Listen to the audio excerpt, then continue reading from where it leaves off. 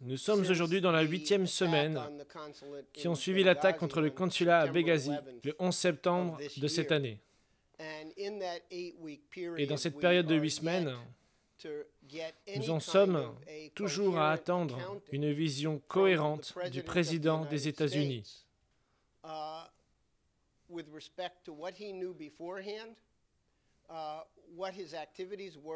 En ce qui concerne ce qu'il savait avant, quelles ont été ses activités le jour de l'attaque et comment il y a répondu après coup. Et ça, ce sont des questions fondamentales lorsque nous considérons que dans quelques jours, il se représente pour une réélection comme président des États-Unis et qu'il avait déjà prêté serment de défendre la Constitution, mais aussi de protéger et de défendre la vie des diplomates américains et autres à travers le monde. Et je peux dire avec une confiance raisonnable que le président fera tout ce qui est en son pouvoir pour rester absolument silencieux sur cette question, aussi bien après l'élection mardi ou même après, peu importe le temps que cela prendra pour déterminer le résultat de cette élection. Ce que je veux présenter aujourd'hui, ce sont certaines choses qui ont été mises par la pression du comité du Congrès et un certain nombre de divulgations faites par le département d'État. Et je vais simplement restreindre mes remarques à ces choses qui ont été mises sur la place publique, des gouvernements publics. Je ne vais pas commenter les spéculations, les rumeurs, les théories qui ont été publiées également dans la presse. Je vais rester à ces éléments, ces choses qui sont absolument indiscutables, pour qu'il y ait un ensemble de références pour juger l'attitude du président et les autres membres éminents de son administration.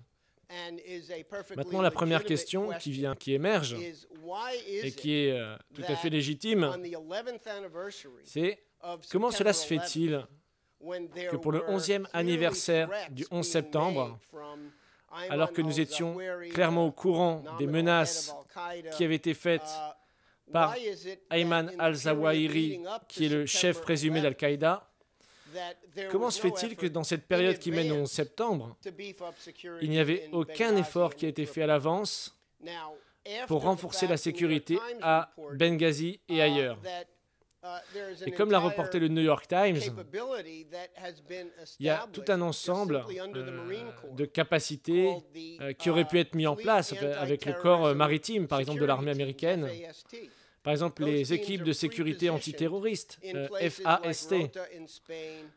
Ces équipes qui sont prépositionnées dans des endroits comme Rota, en Espagne, au Bahreïn. Et nous savons qu'il y a aussi des équipes de ce genre au Japon.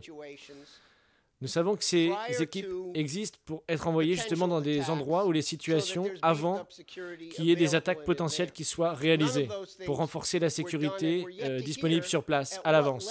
Rien de cela n'a été fait. Et donc, on aimerait savoir à quel point le président est informé sur ces questions. Il y a des choses que nous savons déjà. Ici, il y a une erreur sur la date, vous pouvez le voir.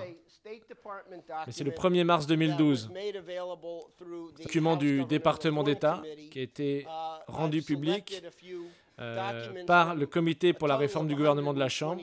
Et j'en ai sélectionné quelques-uns sur un ensemble de 122 pages qui ont été publiées et qui sont déclassifiées ou non classifiées, qui ont été présentées par le comité, par le département d'État et qui sont disponibles publiquement sur le site du comité. Donc tous ceux qui voudraient lire l'ensemble de ces 122 pages, et j'en ai sélectionné quelques-uns qui sont représentatifs d'ensemble, ne sont pas juste sélectionnés pour faire un argument politique. Donc on a un rapport qui a été fait au début de mars 2012, et c'est ce qui est clair. On voit que depuis la fin des révoltes, depuis l'assassinat de Kadhafi et que le gouvernement a été remplacé, et on voit ici, dans la première chose que nous voyons sous la section islamisme radical, c'est qu'en décembre 2011, des rapports avaient indiqué que le leadership d'Al-Qaïda au Pakistan avait envoyé des djihadistes expérimenté en Libye pour créer une nouvelle base d'opération dans le pays. Entre mai et décembre 2011, un de ces djihadistes avait recruté 200 combattants dans l'est du pays. Des documents pris en Irak montrent que ces combattants ont participé aux insurrections en Irak et sont aujourd'hui en Libye. On aurait pu, si on avait eu les moyens nécessaires, les arrêter avec une armée nationale forte ou une force civile. Si ça n'est pas développé, la Libye va rester un territoire fertile pour des groupes terroristes tels qu'Al-Qaïda au Maghreb islamique. Donc ça, c'est mars 2012. Tout ça, c'est des documents du département d'État. J'ai simplement sélectionné 2 pages d'un total de 49 des accidents de sécurité qui ont eu lieu en Libye depuis le moment où on a renversé Kadhafi jusqu'à la fin de l'été, c'est-à-dire tous les événements qui ont précédé le 11 septembre de cette année, ce qu'on appelle le nouveau 11 septembre en 11 ans. Tout ça a été publié même dans la presse, mais simplement pour résumer, il y avait toute une série d'attaques qui ont été dirigées contre les institutions occidentales et leurs missions sur place. Justement entre le printemps et l'été de 2012 à Benghazi. Et pour prendre quelques exemples, ça c'est un document officiel. Donc le 6 juin 2012 à Benghazi, les locaux de la mission américaine ont été attaqués par des engins explosifs improvisés.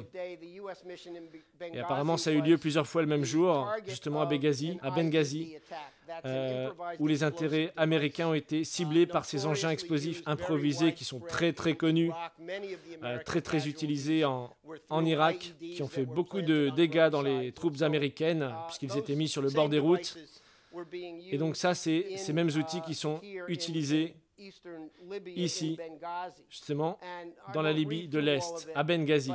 Et je ne vais pas tout lire, mais là, vous avez une attaque très détaillée. Le même jour, attaque à la grenade contre un véhicule britannique à 23h45. 2 grenades à main ont été utilisées par une personne inconnue contre un véhicule diplomatique britannique qui était garé devant l'hôtel. Ensuite, la page suivante. Là, on voit des attaques au lance-roquettes contre le convoi de l'ambassadeur britannique.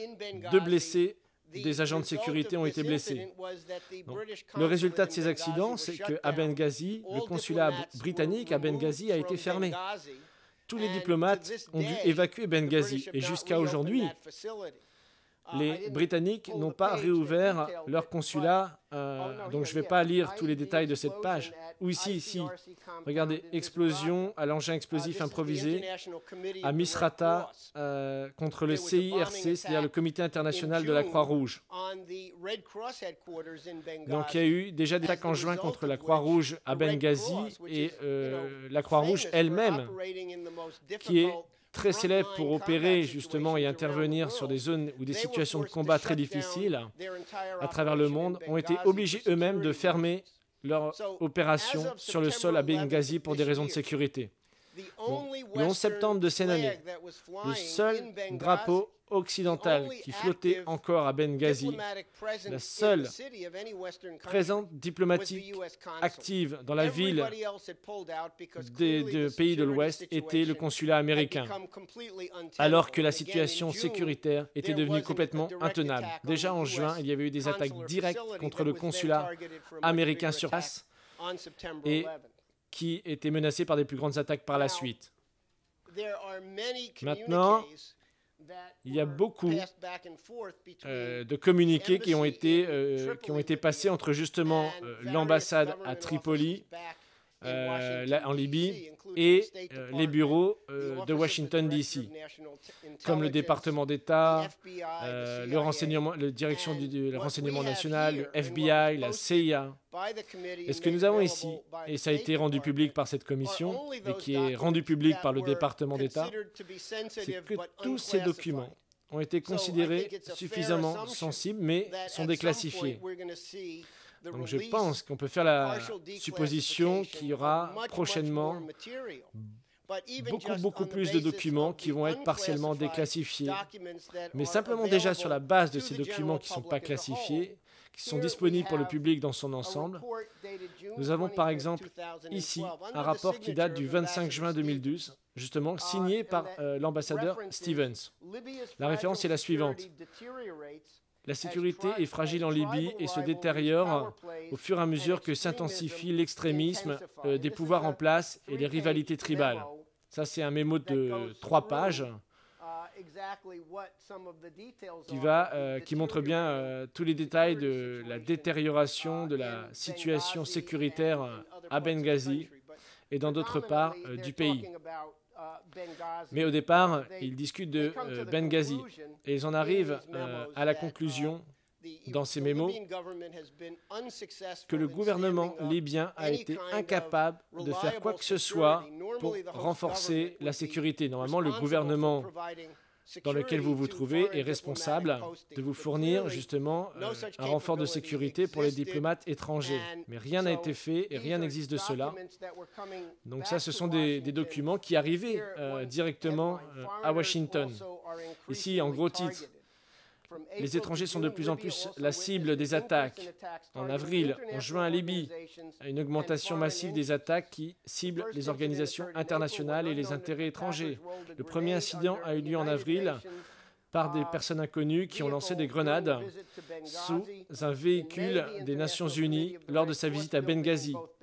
En mai, le Comité international de la Croix-Rouge et ses bâtiments à Benghazi et à Misrata ont été attaqués avec un lance-roquettes. Une grenade ensuite a été lancée contre l'ambassade britannique. Enfin, en juin, il y a eu 3 attaques à Benghazi, incluant des attaques avec des engins explosifs contre la mission américaine. Et un groupe islamique extrémiste, dont d'ailleurs Sheikh Omar Abdelrahman, la brigade de Sheikh Omar Abdelrahman, qui, rappelez-vous, avait été jugé coupable justement dans les années 90 des premières attaques contre le World Trade Center. Justement, ces gens-là ont revendiqué la responsabilité pour ces attaques contre les bâtiments de la Croix-Rouge et l'enceinte américaine. Donc on savait que ces attaques étaient actuellement en train d'être sous le coup d'enquête, mais aucune réelle conclusion n'a été donnée.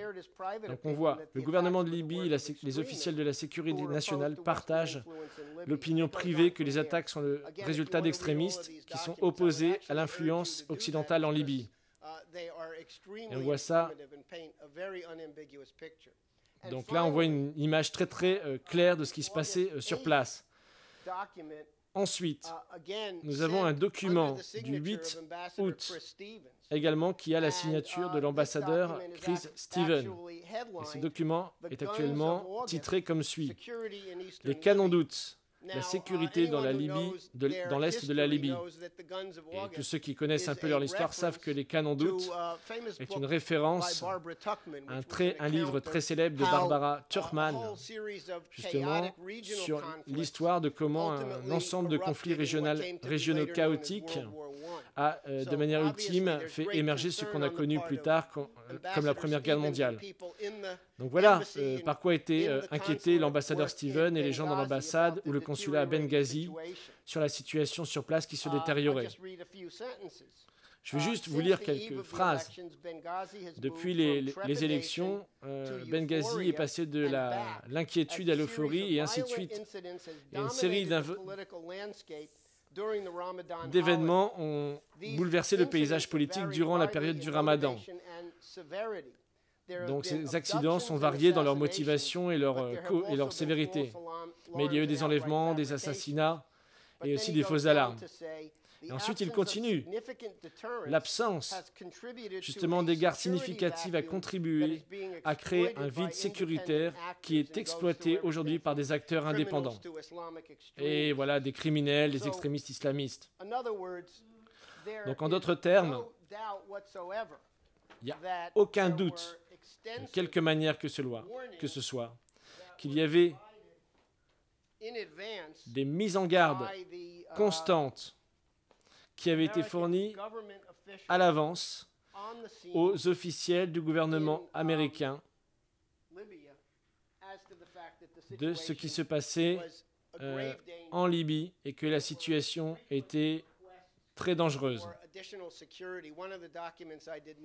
Donc on demandait plus de sécurité. Un des documents que je n'ai pas amené ici, c'était un de ces mémos qui avait été envoyé par l'ambassadeur en Libye, qui demande que la sécurité, les équipes sur place de sécurité soient aidées par un service de sécurité diplomatique supplémentaire afin de permettre de rester sur le terrain jusqu'à la fin de septembre. Donc ces équipes qui auraient dû être sur place n'ont jamais été déployées à Benghazi ni à Tripoli au moment où les attaques ont eu lieu.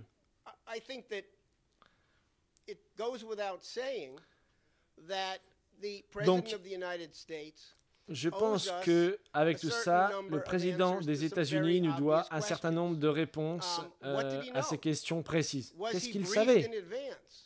A-t-il été informé à l'avance?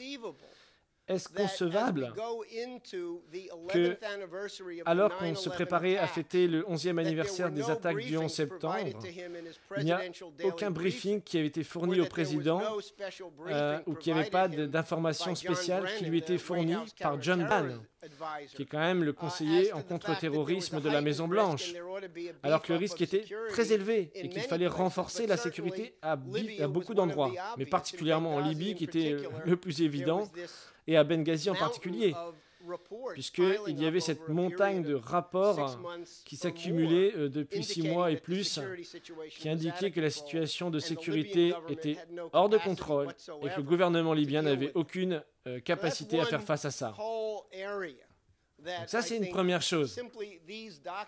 Et je pense que simplement, ces documents, comme je l'ai dit, mais que j'ai sélectionnés, qui indiquent de manière représentative comment la situation était grave, doit nécessiter une réponse du président. Hier après-midi, il y avait une conférence de presse pour un petit groupe de journalistes sélectionnés de la CIA, et vous en verrez quelques échos dans la presse aujourd'hui. Qu'est-ce qu'a fait la CIA, ce qu'elle a essayé de faire. Mais un silence énorme de la part de la Maison-Blanche et en particulier du président. Donc l'autre chose est que le jour de l'attaque, il y a eu 3 emails qui ont été rendus publics. Un qui a été publié par Reuters, qui a été accessible au public. Et il n'y a eu aucun effort, d'ailleurs, de l'administration pour déclarer ou non la légitimité de ces emails. Donc le premier d'entre eux est arrivé à Washington à 4h05 de l'après-midi, heure de Washington. Et vous pouvez voir que les noms ici sont surlignés, mais on peut voir qui, l'indication de qui a reçu ces emails. Et on voit que ça a été envoyé à différents endroits partout dans l'État. Donc ici, on a le sss.eop.gov, qui est le staff de la sécurité nationale de l'exécutif du président. Et on a également la salle de crise de la Maison-Blanche. Donc ensuite, on a le FBI, le directeur du renseignement national, différents endroits au Pentagone. Donc en fait, il y avait une transmission massive depuis l'ambassade à Tripoli qui a été reçue à Washington, dans différents endroits officiels, à 4h05 heure de Washington. Et le sujet était le suivant. La mission diplomatique à Benghazi est sous attaque. Les officiers de sécurité régionale rapportent que la mission diplomatique est sous attaque. L'ambassade de Tripoli rapporte que 20 personnes armées sont en train de tirer, que des explosifs ont été entendus également. L'ambassadeur Stephen, qui est actuellement à Benghazi, accompagné de 4 de ses chefs de mission, sont actuellement dans un sas de sécurité. Donc, une milice spéciale est en train d'essayer de fournir un complément de sécurité. Nous fournirons une mise à jour dès que possible. Donc, à moins que j'ai des gros soucis pour comprendre l'anglais, je ne vois rien dans ce rapport initial qui parle d'une manifestation ou d'un grand groupe de personnes qui se dirigent vers le consulat en réponse à une vidéo. Donc évidemment qu'il y avait des accidents de ce type ailleurs, mais ce rapport initial qui était la base sur laquelle la CIA, d'après ce qu'ils ont dit hier après-midi, sur cette base-là, qui sont rentrés en action et ont mis en place une équipe qui était à moins de 2 km de Benghazi pour se déployer vers le consulat et essayer de sauver les gens sur place.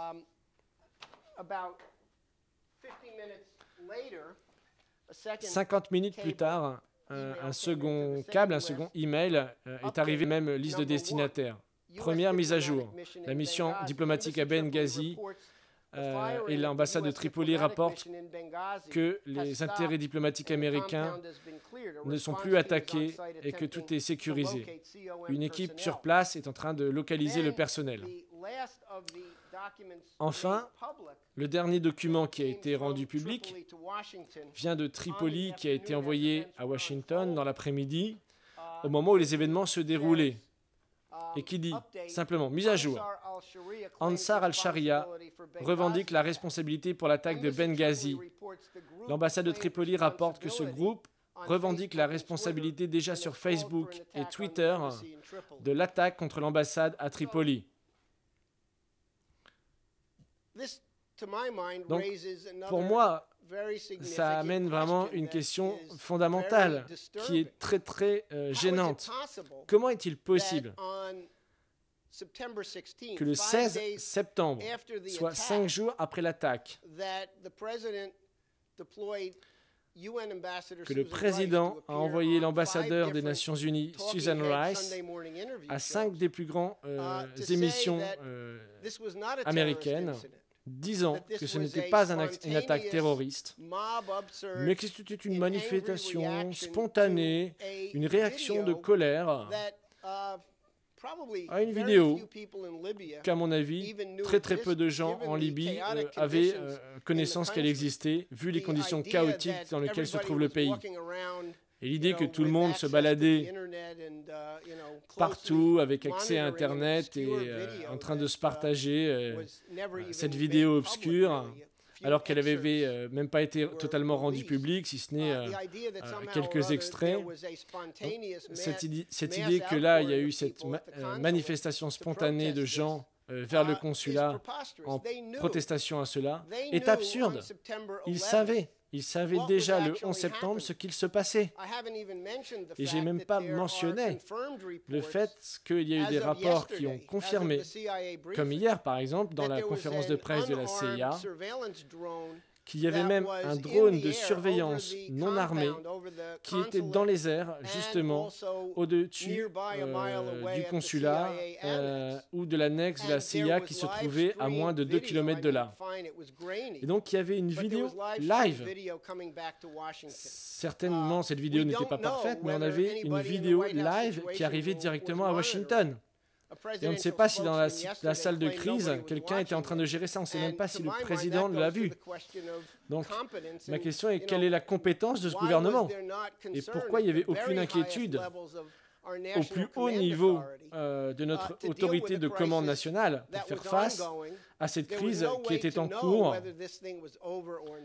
et de fait de savoir si ces événements avaient été en cours ou non. Et ensuite, 5 jours après, l'ambassadrice Rice va, sur 5 émissions de télé, mentir au peuple américain. Et 2 jours après, le président Obama également est interviewé dans The View et dans le show de David Letterman. Et ensuite va à l'Assemblée générale des Nations Unies, dans la communauté internationale, et répète les mêmes mensonges, essayant de changer le sujet, de divertir l'attention du fait que le consulat américain a été la cible d'une attaque terroriste et que l'ambassadeur américain et 3 autres officiels ont été tués. Et que cela n'a rien à voir du tout, de quelque manière que ce soit, avec cette vidéo ou avec ces manifestations de masse. Et à Washington, ils étaient alertés de ce qui est en train de se passer. C'est clair que c'était une attaque armée par un groupe de 20 personnes et qu'il y avait un suivi de cette attaque au moment même, depuis l'annexe de la CIA, ce jour même. Donc il y a beaucoup de choses que nous ne savons pas, mais il y a certaines choses que nous savons absolument. Un, nous savons qu'il y avait des preuves massive en avance qu'il y avait une situation sur place de sécurité très dangereuse, que la situation était grave à Benghazi. Il y a plein de rapports qui le disaient à l'avance et que rien n'a été fait pour fournir plus de sécurité à l'avance, qui aurait été un facteur pour sauver des vies. Et si nous avions eu justement ces équipes de sécurité de la marine américaine qui avaient été sur le terrain, on aurait probablement une discussion différente à propos des événements de Benghazi. Secondement, nous savons aussi des choses du calendrier officiel de la Maison-Blanche à propos des activités du président au moment où ces événements avaient lieu. Cet après-midi-là, à la Maison-Blanche, nous savons qu'après avoir reçu à 4h05 l'email, à 5h, il a rencontré le secrétaire à la Défense Panetta et le vice-président Biden, mais nous ne savons pas ce qui a été discuté à ce meeting.